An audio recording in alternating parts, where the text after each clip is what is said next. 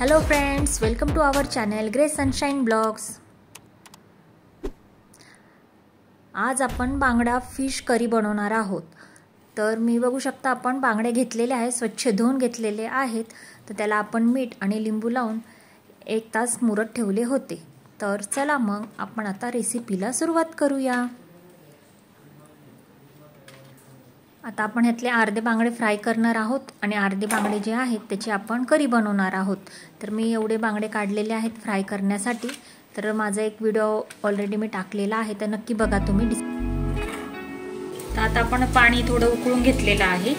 तर त्याच्यामध्ये मी थोडे काश्मीरी मिरची आणि लवंगी मिरची टाकलेल्या आहे। तुम्हाला किती तिखट हवे त्यानुसार तुम्ही त्याच्यामध्ये ते टाकू शकता।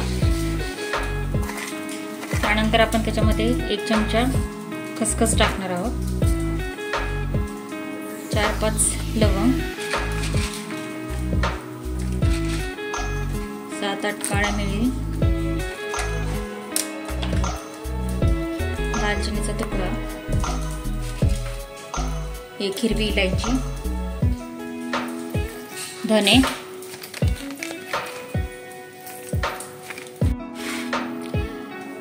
तर आपण हे सगळं भिजत टाकलं होतं। एक 10 ते 15 मिनिटं चांगलं भिजलेलं आहे। तर आपण हे सगळं वाटण करून घेऊयात आता।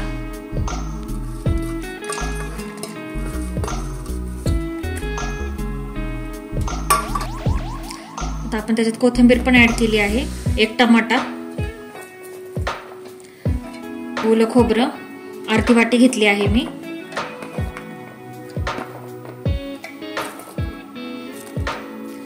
सात 8 लसणाच्या पाकळ्या, 2 छोटे कांदे टाकलेले आहेत मी, मोठा असेल तर 1 टाकू शकता तुम्ही, थोडीशी चिंच। हे जे आहे सगळं वाटण आपण करून घेऊयात। चला मग आपण हे वाटून घेऊ। पाहू शकता फ्रेंड्स, आपला मसाला जो आहे छान वाटून झालेला आहे। तर चला मग आपण फोडणीला सुरुवात करूया। तर फोडणीला आपण पातेलं ठेवलेलं होतं, तर तेल छान गरम झालेलं आहे। आता आपण त्याच्यामध्ये मोहरी टाकूयात। मोहरी छान फुटू द्यायची आहे। बघू शकता मोहरी छान फुटलेली आहे, तडतडली आहे। आता आपण त्याच्यामध्ये कढीपत्ता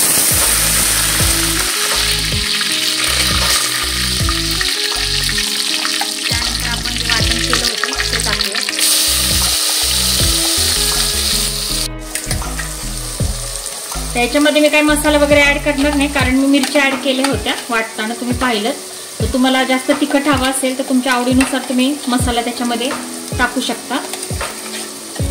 आपल्याला हा मसाला चांगला परतून घ्यायचा आहे तेल सुटेपर्यंत, कारण कच्चं वाटण असतं हे। जेवढा मसाला आपण परतून घेऊ तेवढी भाजीला टेस्ट छान येते।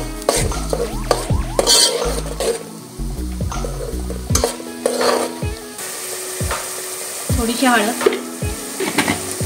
आता हे सगळं व्यवस्थित परतून घ्यायचं आहे आपल्याला, चांगलं तेल सुटेपर्यंत मसाल्याला।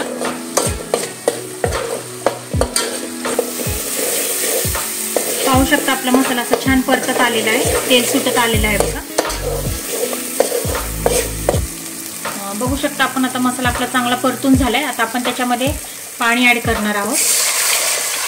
तुम्हाला किती पातळ पाहिजे घट्ट पाहिजे त्यानुसार तुम्ही पाणी ऍड करा। त्याला एक छान अशी उकळी येऊ द्यायची आहे आपल्याला। रश्श्याला अशी मस्त उकळी आलेली आहे। आता आपण त्याच्यामध्ये बांगडे सोडणार आहोत। आपण बांगड्यांना आधीच मुरवलं होतं मीठ वगैरे लावून, त्याच्यामुळे मग थोडंसं मीठ कमीच टाका। एक 5 ते 7 मिनिटात आपली भाजी रेडी होईल।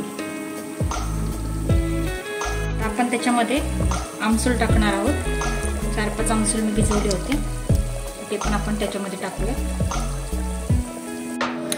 पाहू शकता आपली भाजी रेडी झालेली आहे। आपला बांगड्याचा रस्सा मस्त असा झालेला आहे। आपण आता थोडीशी कोथिंबीर टाकूया त्याच्यावरती। आणि पावसाळ्यामध्ये तर नक्कीच बांगड्याचा रस्सा बनवा, मस्त असा। सर्दी वगैरे झाली असेल तर सर्दी पण तुमची निघून जाईल। तर आपल्याला माझी रेसिपी कशी वाटली मला कमेंटमध्ये नक्की सांगा। तर या सगळेजण जेवण करायला मस्त बांगड्याचा रस्सा, बांगडा फ्राय आणि राईस एकच नंबर। तर नक्की सगळ्यांनी ट्राय करा आणि मला कमेंटमध्ये सांगा. चॅनलवर नवीन असाल तर ग्रेस सनशाईन ब्लॉगला सबस्क्राईब करायला विसरू नका.